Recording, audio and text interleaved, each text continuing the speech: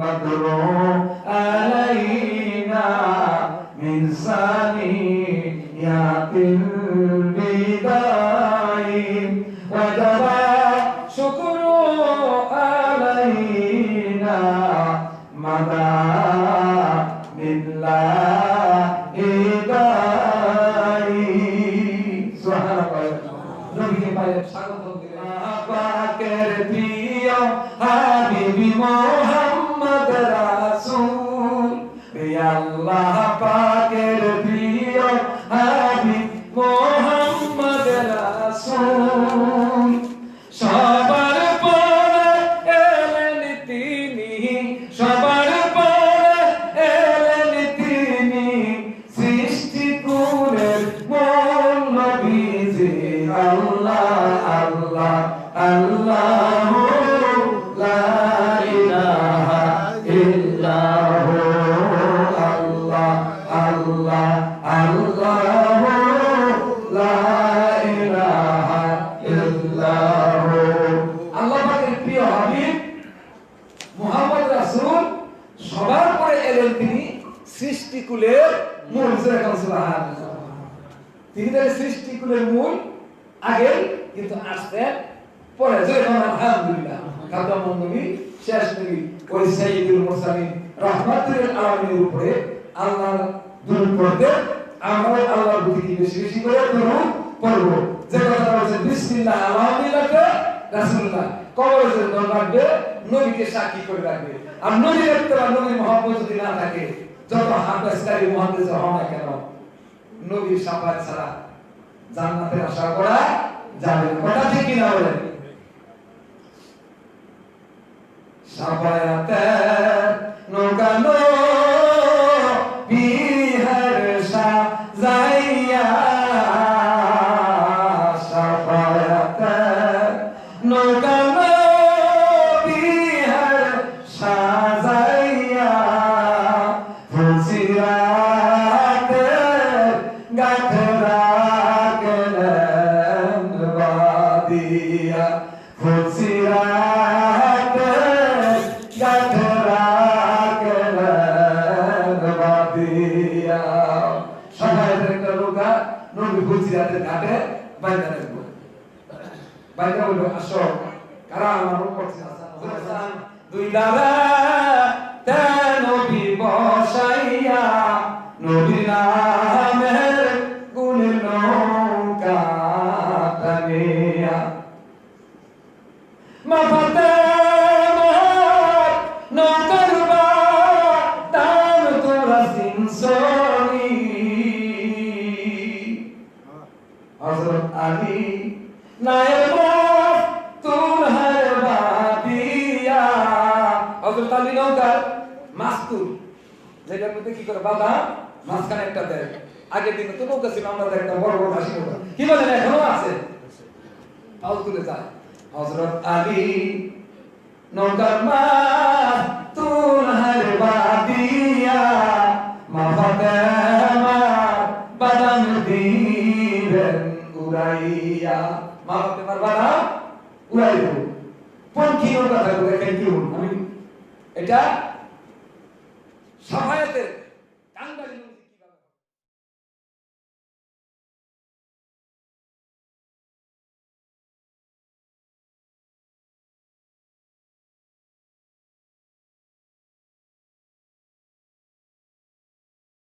আইমুনাকে সঙ্গে দিয়া কাছের লোক আইমুনাকে সঙ্গে দিয়া মক্কা থেকে 9 কিলোমিটার দূরে পাঠাইল আবহাওয়া নামক স্থানে যায় সারাটা দিন হাতে সন্ধ্যা হয়ে যায় আর দূর থেকে মা আমেনা আব্দুল্লাহর কবর দেখতেছে চোখের পানি ছেড়ে সারা রাস্তা সিঁদুরি কান্দ নাই এখন কেন বাবা তুমি চোখের পানি ছেড়ে কান্দ আর কিছুক্ষণ পরে বাবা তোর বাবার খবর দেখি বিষয়ে সুবহানাল্লাহ বাবার কবরের কাছে গেল আল্লাহ নবীকে দেখে এতিম নবী বাবার কবরের পাশে দাঁড়াইয়া বাবা বলে কান্দে বাবা গো ও বাবা সবাই বাবা দেখলো আমি দেখলাম না ও বাবা গো জনমের মতো একবার একটু দেখা দাও। সুবহানাল্লাহ। আল্লাহ রাব্বুল আলামিন জিবরাইলকে ডাকা বলে, জিবরাইল তুমি যাও, আমার হাবিব আমার দোস্ত পয়গম্বর হয়ে আর কিছুক্ষণ যদি কাঁদতে থাকে দুনিয়া কিয়ামত হয়ে যাবে। আব্দুল্লাহকে যদি উঠায়া দেওয়া হয় দুনিয়া থাকবে না, দুনিয়া কিয়ামত হয়ে যাবে। আমার হাবিবকে জানায়া দাও আর কাঁদতে হবে না, আসল কিয়ামতের দিনের সামনে হাজির করে দেওয়া হবে। সুবহানাল্লাহ। আল্লাহ রাব্বুল আলামিন তখন বলেন রব্বি রহমহুমা কামা রাব্বায়ানি সগীরা। সন্তান যখন এই দোয়া করবে, মা বাবার জন্য দোয়া করবে, আর এই দোয়ার বরকতে মা বাবার নাজাতের ফয়সালা হয়ে যায়। সুবহানাল্লাহ বলে রাসূলুল্লাহ সাল্লাল্লাহু আলাইহি ওয়াসাল্লাম কবর জিয়ারত করলেন, মাকে নিয়ে আসতেছেন। আমার অবস্থানে যখন আসলেন মক্কায়, তখন প্রাদুর্ভাব রোগ ছিল, কলেরা কুটি বসন্ত মহামারী শুরু হলো, চতুর্দিকে হাহাকার। আসলেন, রাত্রি যাপন করলেন। মা আমেনার শরীরে জ্বর উঠে গেল, অসুখ হয়ে গেল। আল্লাহ পাকে রাসূল কান্না, হে আল্লাহ, বাবাকেও দেখলাম না, বাবার কবর জিয়ারত করতে এসে আবার বাবা অবস্থানে আমার মাকে হারাই না, আমি কাকে মা বলে ডাকবো? কাঁদতে কাঁদতে আয়মনার সাথে মক্কায় ফিরে আসলেন। আয়মনা কি করলেন? আব্দুল্লাহ রাসূলুল্লাহ সাল্লাল্লাহু আলাইহি ওয়াসাল্লাম আব্দুল মুত্তালিবের কাছে সুপর্দ করে দিলেন। সুবহানাল্লাহ। নবী করিম সাল্লাল্লাহু আলাইহি ওয়াসাল্লামের বয়স যখন 9 বছর, আব্দুল মুত্তালিবের কাছে সুপর্দ করে দেওয়া হলো। আব্দুল মুত্তালিবের সাথে দেখাশোনা করে সব কিছু করে আব্দুল মুত্তালিবের বয়স যখন মৃত্যুর সময় আসলো, আল্লাহ নবী সাল্লাল্লাহু আলাইহি ওয়াসাল্লামের ভরণ পোষণের জন্য আবু তালেবকে ডাকলেন। রাসূলের চাচা যখন সুবহানাল্লাহ, আমি দুনিয়া থেকে বিদায় হয়ে যাব রে, আমার মৃত্যুর পরে তিনি কোনো কাজ দিয়েন নাই, কে কাটি দেখবে? হে আব্দুল মুতালেব, খবরদার আমার নাতিকে দেখে রাখবি, খবরদার কোনোদিন মারধর করবি না, কোনোদিন ধমক দিবি না রে, আমার নাতি মুহাম্মদকে দেখে রাখবি। সুবহানাল্লাহ। দাদা রাসূলের 12 বছর বয়সে ইন্তেকাল করলেন। আব্দুল মুত্তালিব লালন পালন শুরু করতে লাগলো, করতে করতে বড় হতে লাগলো। নবীজির বয়স যখন 12 বছর শেষ হয়ে যায়, একদিন রাসূল করিম সাল্লাল্লাহু আলাইহি ওয়াসাল্লামকে আব্দুল মুত্তালিব ব্যবসা বাণিজ্যের উদ্দেশ্যে সিরিয়াতে চলে যায়। রাসূলকে সঙ্গে নিয়ে যায়, মুহাম্মদকে সঙ্গে নিয়ে যায়। রাস্তার মধ্যে গেলে রাসূল করিম সাল্লাল্লাহু আলাইহি ওয়াসাল্লামের গায়ে জ্বর আসে। উপায়ন্তর না দেখে ওই দেশের একজন গণক ছিল, নাম ছিল উরাকা বিন নওফল, খ্রিস্টান পাদ্রী ছিল। আবু তালেব রাসূল করিম সাল্লাল্লাহু আলাইহি ওয়াসাল্লামকে ওই খ্রিস্টানের কাছে লইয়া যায়। দূর থেকে খ্রিস্টান দেখে উঠে এসে আব্দুল রাসূলুল্লাহ সাল্লাল্লাহু আলাইহি ওয়াসাল্লাম মুসাফা করে সবাই অবাক হয়ে গেল যে পাদ্রী নিজের প্রশাসন থেকে উঠে এসে হযরত মুহাম্মদের সঙ্গে মুসাফা করলো। তার কারণ কি? এক বাক্যে দেখে বলল, হে আবু তালেব, তুমি শোনো, তোমার ভাতিজার কোনো ভয় নাই, তিনি একজন আল্লাহর পয়গম্বর হবে। সুবহানাল্লাহ। সিরিয়া থেকে বাড়িতে আসলেন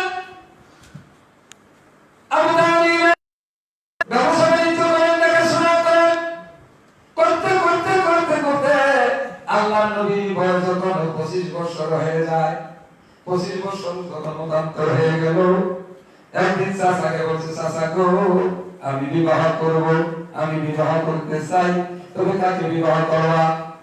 চাচা গো, আমি এমন একজন বিবাহ করব যাকে বিবাহ করলে আমি দুনিয়ার লোক কালের দাওয়াত দিনের দাওয়াত দিতে পারবো, সহায় সম্পত্তি আমাকে দিয়া সাহায্য করবে, ইসলামের দাওয়াত দিতে আমার কোনো কষ্ট হবে না, ওই রকম একজন নারী আমি বিবাহ করবো। আলহামদুলিল্লাহ। রাসূলুল্লাহ সাল্লাল্লাহু আলাইহি ওয়াসাল্লামের মান ইজ্জত দেখলেন, শান শৌকত দেখে মক্কার কুরাইশ বংশের মহিলা নাম তার ছিল কি নাম ছিল জানেন আপনারা সবাই? সে নামটা ছিল আম্মাজান খাদিজা। খাদিজাতুল কুবরা। আম্মাজান খাদিজাতুল কুবরা, জোরে বলুন সুবহানাল্লাহ। খাদিজাতুল কুবরা আল্লাহর নবী সাল্লাল্লাহু আলাইহি সাল্লামকে নিলেন, ব্যবসা বাণিজ্য দেখার জন্য নিলেন। খাদিজাতুল কুবরার ভেড়া বকরিগুলি আল্লাহর নবী সাল্লাল্লাহু আলাইহি সাল্লাম মক্কায় যখন চড়াইতেন, ভেড়া বকরিগুলি নবীজির সামনে সামনে যাইতো, পিছনে যাইতো না, আগে যাইতো না, জোরে বলুন সুবহানাল্লাহ। 300টা ভেড়া বকরি ছেড়ে দিল, নবীজি সামনে সামনে যায়, ভেড়া বকরিগুলি নবীর পিছে পিছে লাইন করতে হয়েছে, তো জোরে বলুন আলহামদুলিল্লাহ। একদিন কাফের ভাইয়া বলল, ও খাদিজা, তোমার ভেড়া বকরিগুলি আব্দুল্লাহ পুত্র মুহাম্মদ নিয়ে যায়, একটা ভেড়া বকরি দেখে না, সারাদিন যেন কি বৈশা ধ্যান মগ্ন থাকে, আর ভাত সিগারেট আইসা দুইয়া দুইয়া খায়, একটু দেখাশোনা কর না। আমার বংশধর লোকেরা যা বলেছ খবরদার আর কোনোদিন বলবি না। সকালবেলা যা চলে যায়, সন্ধ্যার সময় সঠিক সময় আবার সেই কথায় আমার বাড়িতে ফিরে আসে, তাজা অবস্থায়। যেরকম সুবহানাল্লাহ, খবরদার বলবি না, যা যায় আবার তাই ফিরে আসে। সিরিয়াতে বসায় গেলেন। খাদিজাতুল কুবরার ব্যবসাতে অনেক লাভ হলো, অনেক উন্নতি হলো। আল্লাহর নবীকে দেখে খাদিজাতুল কুবরা মনে মনে চিন্তা করলেন, ইনি যদি আমার স্বামী হয়, আমি দুনিয়ার শান্তি আর আখিরাতের মুক্তি পাইব, ইসলামের জন্য আমি কিছু খেদমত করতে পারবো। জয় সুবহানাল্লাহ। হযরত রাসূল করিম সাল্লাল্লাহু আলাইহি ওয়াসাল্লাম চাচাকে বললেন, চাচা, খাদিজাতুল কুবরা আমাকে পয়গাম দিয়েছে বিবাহ করার জন্য, আমিও কথা দিয়েছি বিবাহ করব আপনার অভিমতি। আল্লাহর নবী সাল্লাল্লাহু আলাইহি ওয়াসাল্লামের চাচা আবু তালেব শুনে খুশি হলেন, মনে মনে চিন্তা করলেন, আমার ভাতিজাকে যদি খাদিজাতুল কুবরার কাছে বিবাহ দেওয়া হয়, আমার ভাতিজার কোনো কষ্ট হবে না, আমার ভাতিজার কোনো দুর্গতি হবে না, সম্পদ ছেড়ে সেটাকে শুনে রাখবে, ইসলামের দাওয়াত দিতে কোনো কষ্ট হবে না। জয় আলহামদুলিল্লাহ। এমন সময় মক্কার আনাসে কানাসে অনেক সুন্দরী নারীরা আল্লাহর নবীর সামনে দাঁড়ায় থাকতো, সুন্দর সাজসজ্জায় দাঁড়ায় থাকতো, এমনকি মুখে জবানে বলতো, আব্দুল্লাহ পুত্র মুহাম্মদ রে, আমি তোর কাছে বিবাহ করব রে, আব্দুল্লাহ পুত্র মুহাম্মদ, তুই আমারে বিবাহ করবি নি। রাস্তা দিয়ে যায়, তাকায়া থাকতো, দাঁড়ায়া থাকতো। হাদিস শরীফে আছে, কুরাইশ বংশের একটা নারী নাম ছিল উমাইয়া রুকাইয়া, বলে আব্দুল মুত্তালিব রে, আজকে রাস্তায় দাঁড়াও, তোমার সঙ্গে আমার বোঝাপড়া আছে, তুমি আমাকে ওয়াদা দিবা, কথা বলবা, আর যদি না বলো আমার জীবন আমি নিজে আত্মহত্যা করে দিব। বলে কি আত্মহত্যা? আমি এই জন্য আত্মহত্যা করবো, তুমি যদি আমাকে বিবাহ না করো তাহলে আমি আত্মহত্যা করবো। ঠিক আছে, আমার চাচা আছে, গার্জেন আছে, তার সাথে আগে বুঝালে কি করা যায়। বাসায় আসলে চাচা বলেন, না, ওই খাদিজাতুল কুবরার সাথে তোমাকে আমি বিবাহ করতে দেব। সুবহানাল্লাহ। আমার রাস্তা দিয়ে যায়, জিজ্ঞাসা করে আব্দুল্লাহ রে, আব্দুল্লাহ পুত্র মুহাম্মদ, তোমার কি? আমি খাদিজার বাড়িতে যাই, আমি তোমাকে পরে জানাইছি। ওই দিন আল্লাহ পাক রব্বুল আলামিন ইজ্জতে খাদিজাতুল কুবরার সাথে বিবাহ হলো, বাসর করা হলো, বাড়িতে রইলেন রাসূলুল্লাহ সাল্লাল্লাহু আলাইহি ওয়াসাল্লাম মুহাম্মদ। ওই রাস্তা দিয়া আবার আব্দুল মুত্তালিবের বাড়িতে আসতেছে, সুবহানাল্লাহ। আবু তালেবের বাড়িতে আসতেছে, চাচার বাড়িতে আসতেছে, রাস্তার মধ্যে দাঁড়াইয়া ওই মহিলা নিচের দিকে মাথা দিয়া তাকাইয়া রয়েছে, মুহাম্মদের সঙ্গে আর কথা বলে না। কারণ কি? যাকে পাওয়ার জন্য তো চিন্তায় আগ্রহ। আর ওই নারী কি করলো? নিচের দিকে মাথা দিয়া তাকাই রইল, কথা বলে না। মুহাম্মদ বলে, কি ব্যাপার, তুই কথা বলো না? কারণ কি? ওই সময় তো আগ্রহী ছিলাম, আর এখন কি কথা বল না?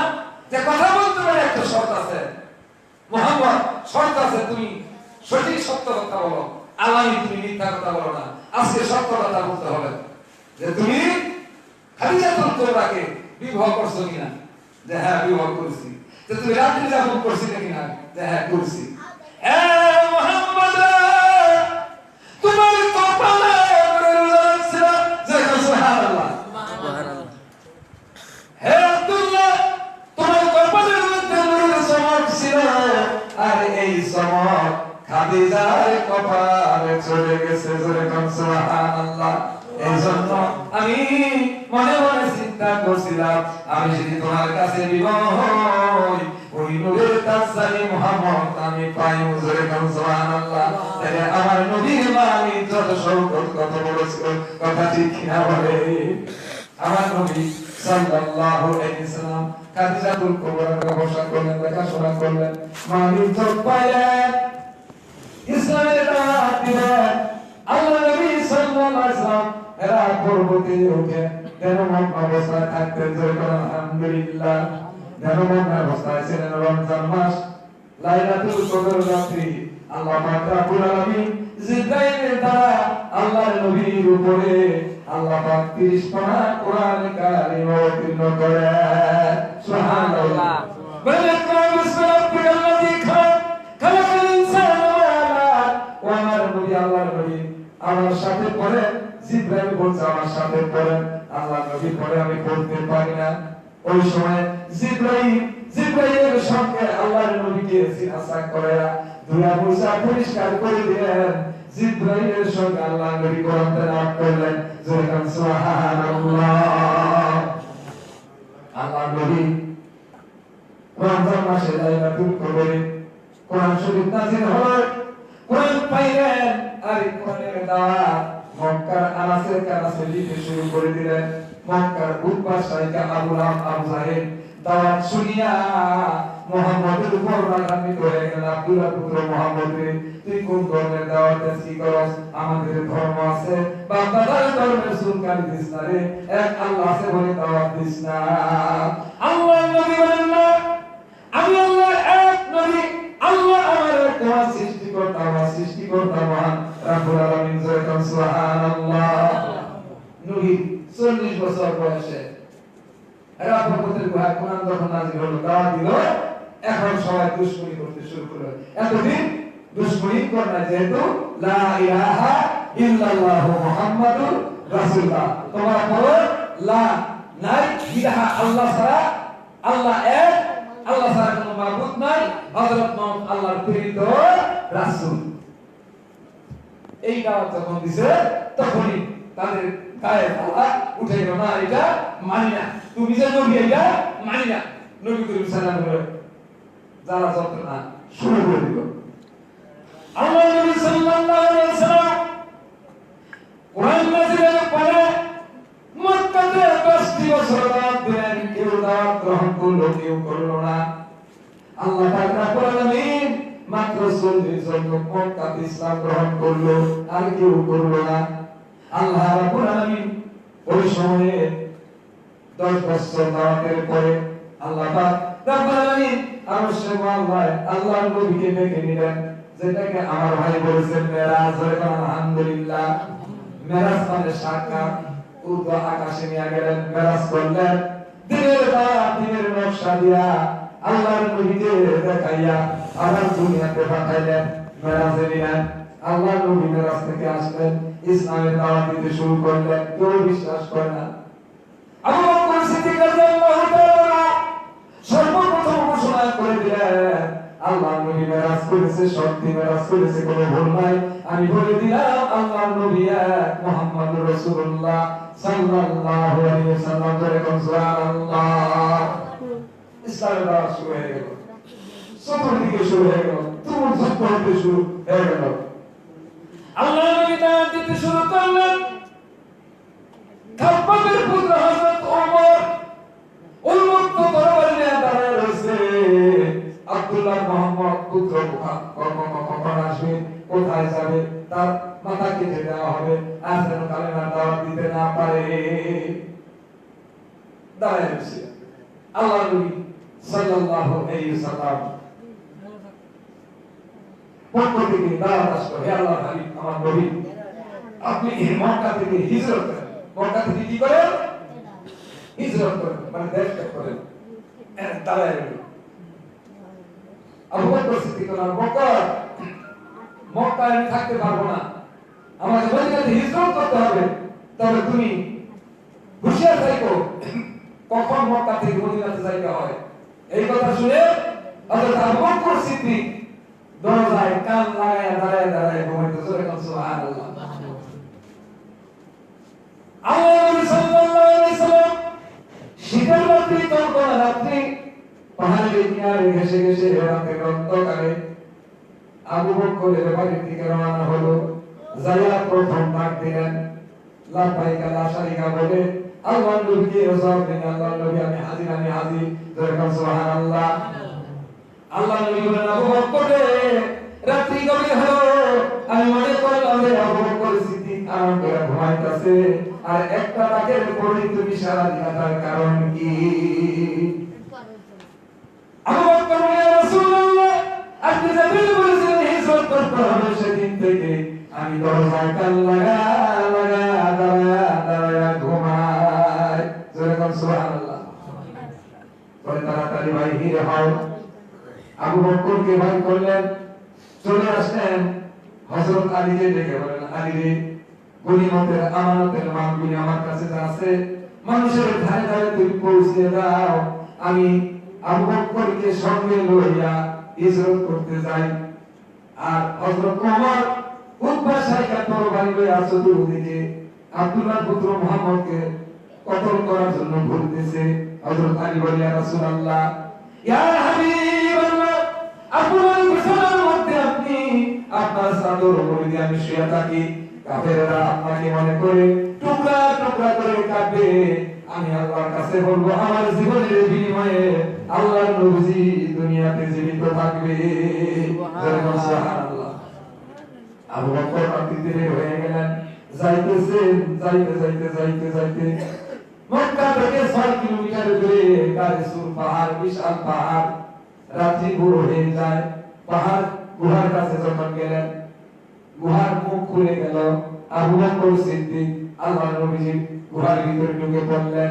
কাফেররা চতুর্দিকে খোঁজাখুঁজি করতেছে, আব্দুল্লাহর পুত্র হিজরত করতে যায়, আজকে তাকে শেষ করতে হবে।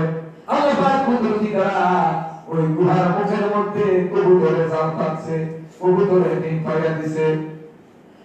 গুহার মধ্যে একটা বিশাল সাপ ছিল, 500 বছর তাওরাত কিতাবের মধ্যে রেখেছে আল্লাহর নবী শেষ পয়গাম্বরের রাস্তা দিয়ে আসবে, একদিন এখানে থাকবে, চেহারাটা যদি কেউ দেখতে পারে জাহান্নামের আগুন তার জন্য হারাম হয়ে যাবে। বিশ্বকর্মা সাহেব সেদিন থেকে পাহাড়ের ভিতরে বসা।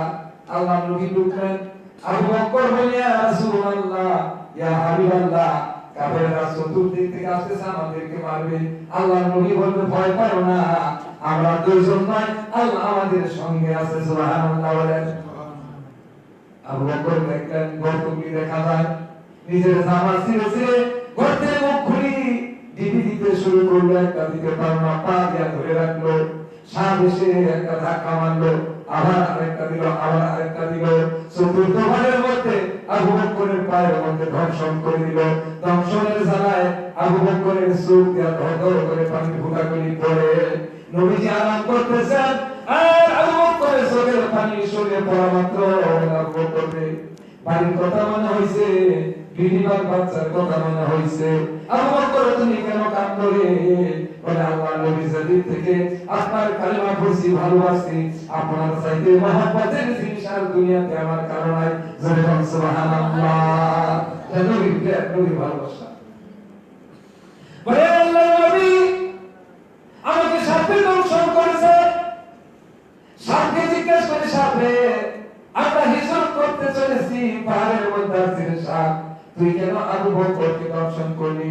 বলে, আল্লাহর নবী মুহাম্মদ, তোমাকে একটি নজর দেখার জন্য আমি পাহাড়ের মধ্যে 500 বছর ধরে অবস্থান করি। জোরে বল সুবহানাল্লাহ। আব্দুল্লাহ পুত্র মুহাম্মদ, তোমার নূরের জ্যোতি দেখে আমি ধন্য হয়ে গেলাম। আল্লাহ রাসূল সাল্লাল্লাহু আলাইহি ওয়াসাল্লাম শান্তি রসুল করলেন, দম পড়লেন, সাপের দংশনে থুতু দিলেন, বিষ পানি হয়ে গেল। আল্লাহর ইজ্জতে আবু বকর ভালো হয়ে গেলেন। এত বছর কি করলেন? আবু বকরের ফাতিমা 300 আব্দুল খালিদকে দিয়ে বললেন, খালিদ রেজা,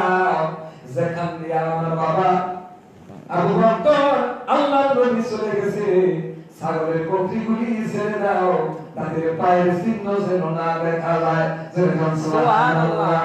রাত্রি অন্ধকার কেটে গিয়ে দোয়া হয়ে গেল, পরিষ্কার হয়ে গেল। খালেদকে জিজ্ঞাসা করে, খালেদ রে, এ আবু বকরের সিদ্দিকের ছাগল, আবু বকর রে, তুই বলতে পারবি মুহাম্মদ কোথায় গেছে? আবু বকর কোথায় গেছে?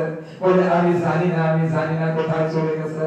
কই এইখানটা গেছে, বলে যদি থাকতো তাহলে পায়ের চিহ্নগুলি থাকতো। সুবহানাল্লাহ। আবু বকর আর হযরত রাসূল সাল্লাল্লাহু তিন দিন ওই পাহাড়ের মধ্যে থেকে আমার মদিনার দিকে রওনা হয়েছে। সুবহানাল্লাহ। মদিনা হয়ে গেল, মদিনাবাসী ওয়েলকাম, স্বাগত মদিনা। طلع البدر علينا من ثنيات الوداع وجب شكر علينا مدى بالله داعي সুবহানাল্লাহ। নবীকে পাইলেন, স্বাগত দিলেন, ওয়েলকাম দিলেন। এদিকে হযরত আব্দুল্লাহ খাত্তার ওমর কোথায় ঘুরতে ঘুরতে ঘুরতে ঘুরতে একদিন দেখলেন যে তার ভগ্নিপতি আপনার স্বামী সহ বাড়িতে কোরআন শরীফ পড়তেছে। সুবহানাল্লাহ। রাস্তা দিয়ে বাড়ি হয়েছে, বন্ধু নইমের সাথে দেখা হয়ে গেল। বলে, হে ওমর, তুমি কোথায় যাও? বলে, এখন যাবস না, আব্দুল্লাহর পুত্র মুহাম্মদ এক দাওয়াতে কালেমার দাওয়াতে, এটা কি মানব যায়? মাথা কাটার জন্য, শির জেদ করার জন্য এই তরবারি আর করতেছি। তো তাই যদি হয় তাহলে তোমার বন্ধুগতি তো কালেমা পড়ি, তারা আল্লাহর দ্বীন কোরআন করতেছে। সুবহানাল্লাহ। তো তাই নাকি আগামী তৈরি ঘরের কাছে গেলেন, যাইয়া দেখতেছে সূরা পড়তেছে, আলিফ লাম মিম যালিকাল কিতাবু লা রাইবা ফি হুদান লিল মুত্তাকিন। মধুর সুরে কোরআন শরীফ পড়তেছে, ঘরের দরজা তালা, শুনতে শুনতে শুনতে শুনতে হযরত ওমরের দিক নরম হয়ে গেল। ঘরের দরজায় নক করলো। ঘরের স্বামী বলতেছে, এ ফাতেমা রে, তোমার ভাই আসছে, না জানি আমাদেরকে জীবনের মতো শেষ করে দেয়, কিভাবে দরজা খুলি। এবার স্বামী বলছে, স্বামী রে, তুমি আমার পিছে দাঁড়াও, আমি দরজা খুলি। আগে যদি আঘাত আসে আমার উপরে আসবে, তুমি বেঁচে থাকো। সুবহানাল্লাহ। যে ভাই যদি আমাকে আগে আঘাত করতে আমার উপরে আসলো, তুমি আমার পিছে দাঁড়াও। বিসমিল্লাহির রহমানির রহিম বলে দরজা খুলে দিলেন। এবার ভাই নিচের দিকে মাথা, বন্ধু নিচের দিকে মাথা, কেউ কথা বলে না। এক সময় বলে, বন্ধে আমি যে জন্য এসেছি রে আব্দুল্লাহ পুত্র মুহাম্মদের শীত কাটার জন্য, তোরা ঘরের মধ্যে কি তেলাওয়াত পড়তেছি না, আমাকে একটু সময় দে। বলে, ভাই ভাই এইভাবে শোনানো যায় না, ওযু লাগে, গোসল লাগে। বলে, কোথায় ওযু করতে হবে? ঘরের কাছে ফোয়ারা ছিল, পানি সৌভাগ্য ছিল। বলে, এইখানে গোসল করো। হযরত ওমর পানিতে নামলো। পানিতে নাইবা যখন ঢুকলেন, উপর দিকে তাকাইলেন, একটা স্বর্ণের পাখির মতো তার মধ্যে আসলো, কালো রঙের একটা আছে, আবার সিয়ার চলে গেল। সুবহানাল্লাহ।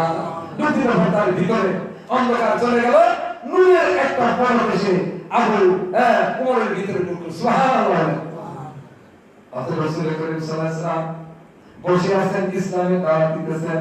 ওমর উন্মুক্ত তরবারি লইয়া যাইতেছে, আর লোকেরা বলতেছে, হযরত ওমর আসতেছে, আমাদের মারবে, বলেন ভয় করিও না, ওমরকে আসতে দাও। ওমর সাহেব কি করলেন? উন্মুক্ত তরবারি পায়ের নিচে রাখলেন, হাত দুইখানে উঠায়া বললেন, ইয়া রাসূলুল্লাহ, ইয়া হাবিবাল্লাহ, আসসালাতু ওয়াসসালামু আলাইকা ইয়া রাসূলুল্লাহ। যে তরবারি মুহাম্মদের শির কাটতে আসছিলাম, আজকে সেই তরবারি ইসলামের জন্য ব্যয় হবে। আপনি আমাকে পড়ায় দেন, লা ইলাহা ইল্লাল্লাহু মুহাম্মাদুর রাসূলুল্লাহ। ইসলাম কবুল করলেন হযরত ওমর, আর ঘোষণা করে দিলেন, আজ থেকে ইসলাম প্রকাশ্যে ভাবে দাওয়াত দেওয়া হবে। সুবহানাল্লাহ। তখন আযান ছিল না, চুপি চুপি আযান দিত। ওমর বলল, আযান দাও, দাঁড়িয়ে দাও, আশহাদু আল্লা ইলাহা, আযান দিয়ে দাও। পাহাড়ি কিনারে আযান দিলেন। হযরত ওমর থেকে আযানের প্রচলন শুরু হয়ে গেল। সুবহানাল্লাহ। আল্লাহ নবী সাল্লাল্লাহু আলাইহি ওয়াসাল্লাম এমনি করে, ইসলাম ভাই সময় কম, দোয়া করতে হবে, মিলাদ করতে হবে। আমি শুরু করি জীবনী থেকে একটু বলতে চাই, আল্লাহ নবী সাল্লাল্লাহু আলাইহি ওয়াসাল্লাম যদি দুনিয়াতে না আসতো, আর আল্লাহ নবী দুনিয়াতে আসতে বলে দুনিয়া সৃষ্টি হয়েছে, যেরকম সুবহানাল্লাহ। আল্লাহ নবী সৃষ্টি হয়েছে, দুনিয়া সৃষ্টি হয়েছে, ওমা খালাকাল নবী। আল্লাহ জিব্রাইল বলছিল, তোমার জীবনে কি দেখছো যে ৭০,০০০ বছর পরে পরে একটা তারকা উঠতো, সমস্ত মক্কা দেশ ভারত আলোকিত হইতো। তুমি কি জানো কে? এটা আল্লাহ ভালো জানেন, তিনি হলেন আমার রাসূল। আল্লাহ রাসূল সাল্লাল্লাহু আলাইহি ওয়াসাল্লাম যার নূর আগে বেরোছে, যেরকম সুবহানাল্লাহ। আল্লাহ পাকের প্রিয় হাবিবি মুহাম্মদ রাসূল, আল্লাহ পাকের প্রিয় হাবিব মুহাম্মদ রাসূল।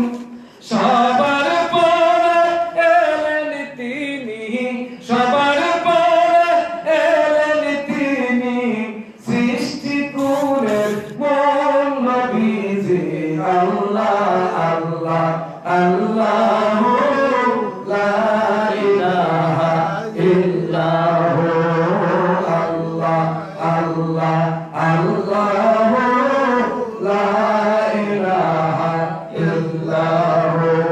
আল্লাহ পাকের প্রিয় হাবিব মুহাম্মদ রাসূল, সবার পরে এলেন তিনি, সৃষ্টিকুলের মূল। সুবহানাল্লাহ। তিনি তাহলে সৃষ্টিকুলের মূল আগে, কিন্তু আসতেন পরে। যেরকম আলহামদুলিল্লাহ, খাতামুন নবী, শেষ নবী, ওই সাইয়্যিদুল মুরসালিন রাহমাতুল আলামিনের উপরে আল্লাহ দুরূদ পড়তে, আমরা আল্লাহর প্রতি বেশি বেশি করে দুরূদ পড়ব। যে কথা বলছে বিসমিল্লাহ আলা মিল্লাতে রাসূলুল্লাহ, কবরের জন্য রাখবে, নবীকে সাক্ষী করে রাখবে। আর নবীর ইত্তেবা, নবীর মহব্বত যদি না থাকে, যত হাফেজকারী মুহাদ্দিস হও না কেন, নবীর শাফাত ছাড়া জান্নাতের আশা করা যাবে না। কথা ঠিক কি না বলেন? শাফায়াতে নৌকানো বিহার সাজাইয়া, শাফায়াতে নৌকানো বিহার সাজাইয়া, ফুলসিরাতে গাথরা গেলেন বাদিয়া, ফুলসিরাতে গাথরা গেলেন বাদিয়া। সবাই একটা নৌকা নবী ফুলসিরাতের ঘাটে বাইরে রাখবো, বাইরে বলবে আসো কারা আমার উম্মত ছিলেন, যেরকম সুবহানাল্লাহ। উম্মত শব্দের অনুসরণকারী, যেরকম আলহামদুলিল্লাহ। আমি একটা জিনিস গাই করি, তুমি কার উম্মত? কয় খালেক দল মালিক দল উম্মত, নাউজুবিল্লাহ। জানি কয় খালেক দল মালিক দল রশিদ ভাইদের উম্মত। আহা, উম্মত শব্দের অনুসরণকারী, যিনি আমার জন্য সুপারিশ করবে, যেরকম সুবহানাল্লাহ। তিনি কে? জোরে বলেন, তিনি কে? সাল্লাল্লাহু আলাইহি ওয়াসাল্লাম, আল্লাহর নবী সাল্লাল্লাহু আলাইহি ওয়াসাল্লাম। বলবে আমি সাফায়াতে নৌকা রাখছি, সাজায়া ফটো, সাফায়াতে নৌকা নবী সাজাইয়া, ফুলসিরাতের গাথে রাখলেন বাদিয়া। আল্লাহ ডাকবে সাফায়াত, সাফায়াতে হাসান হোসেন দুলারা নবী বসাইয়া, নবী নামের গুণ নৌকা টানিয়া। ওই নৌকার মাঝে আল্লাহ কজন পাক পাতা তো যেরকম সুবহানাল্লাহ। এর সাথে আরো থাকবেন কজন, হযরত ওমর আলী হায়দার, সুবহানাল্লাহ বলে। ইমাম হাসান হোসেন দারসিনী, তার মানে বইটা, হাসান হোসেন দুই দাদা নবী বসাইয়া, নবী নামের গুণ নৌকা টানিয়া। মাফাতে নৌকার বাতাম তোরা সিনসনি, হযরত আলী নায়েব তুলহার বাদিয়া। হযরত আলী নৌকার মাস্তুর, যেটার মধ্যে কি করে বাধা, মাঝখানে একটা দেয়। আগের দিনে তো নৌকা ছিল, আমরা একটা বড় বড় হাসি নৌকা, কি বলেন এখনো আছে, পাল তুলে যায়।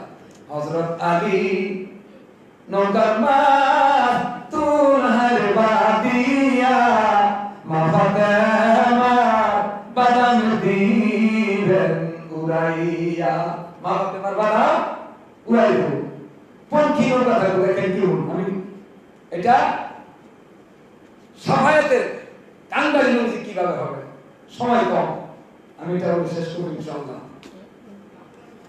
হযরত আলী নায়ের মাস তুলহার বাদিয়া মা ফাতেমার বাদাম দিবেন উড়াইয়া মা ফাতেমার নৌকার বাদাম তোমরা সিনসনি খেয়াঘাটে পয়সা জোগাড় করছনি সুবহানাল্লাহ খেয়াঘাট আছে কিনা এখনো প্রত্যন্ত আছে খালবি নৌকা পার করে এটা খেয়াঘাট বলে খেয়াঘাট দিয়া আছে পোশাক দিয়ে দেওয়া যাবে এখনো দেওয়া লাগে না ধান চাউল ইটেন গ্রাম থেকে দেয় খেয়াঘাটের পয়সা জোগাড় মা ফাতেমার নৌকার বাদাম সিনসুনি খেয়াঘাটের পয়সা জোগাড় করছুন এটা কি আমল এটা কি আপনার আমার জন্য কি নবী ইত্তেবা নবী মুহাম্মদ নবী প্রেম জোগাড় করছুন সুবহানাল্লাহ রূপার টাকা কাগজে লইবে না বেনারস কি করবে লইবে নৌকায় রূপার টাকা কাগজে নোট নবী লইবে না বেনারসি নবী নৌকায় লইবে না পরকালে শান্তি যদি তোরা পাইতে চাও পরকালে শান্তি যদি পরকালে শান্তি রে যদি পাইতে চাও নামাজের রোজা গলার মালা বানাও যেরকম সুবহানাল্লাহ নামাজ কি করতে গলার মালা বানাইতে নবীর প্রেমিক হইতে হবে নবীর প্রতি দুরূদ বেশি বেশি করে পড়তে হবে এই নবীর দুরূদের প্রেমের কারণে নবীর জানা কে পাইছে বলেন তো কে পাইছে ওয়াইস নবী রাহমাতুল্লাহ আলাইহি আল্লাহ নবী সাল্লাল্লাহু আলাইহি ওয়াসাল্লাম উহুদের ময়দানে যত কষ্ট করেছেন আর কোথাও এত কষ্ট করে নাই নবীজি যত পাথর মারছে যত ইট মারছে পাটকেল মারছে আল্লাহ নবীকে নিদারুণ ভাবে কষ্ট দিয়েছে উহুদের ময়দানে এজন্য করে উহুদ পাহাড় পরিমাণ সব আমল নামায় একটা ইসিম করেন একটা দোয়া করেন দান করেন আলেম ওলামা মুফতি হঠাৎ কয় বলে যে উহুদ পাহাড় পরিমাণ সব পাওয়া তার কারণটা কি আরো তো পাহাড় ছিল জাবালে রহমত জাবালে সুর জাবালে নূর পাহাড় আছে আল্লাহ নবীজি উহুদ পাহাড়ের কথা কেন বারবার বলছে উহুদ পাহাড়ের মধ্যে আল্লাহ নবীজি কিনারে কষ্ট করছে যা অন্য কোনো পাহাড়ে কষ্ট করে নাই তার কারণ আল্লাহ নবীজির দাঁত মোবারক শহীদ হয়েছিল সুবহানাল্লাহ আল্লাহ নবীজি দাঁত মোবারক উহুদ পাহাড়ের মধ্যে উহুদ পাহাড়ে শহীদ হয়ে গেছিল জিন্দাবাদ আল্লাহ বলে আপনি ঘোষণা করবেন আমি উহুদ পাহাড় উল্টাইয়া কাফের বেদুইন মুশরিকদেরকে দাওয়াত দেব নবীজি বললেন না ওয়ামা আরসালনাকা ইল্লা রাহমাতাল লিল আলামিন আল্লাহ আমাকে রহমত করে দুনিয়াতে প্রেরণ করেছে আল্লাহ নবী সাল্লাল্লাহু আলাইহি ওয়াসাল্লামের দাঁত মোবারক শহীদ করে দিলেন আর ওয়াজ করে শুনলেন শুনে হাতটা পথনিয়া চিন্তা করলেন নবীর দাঁত বানছে কোন দাঁত বানছে জানি না মনে মনে চিন্তা করতে করতে 32টা দাঁত ওয়াজ করে ভাঙা শেষ করছি সুবহানাল্লাহ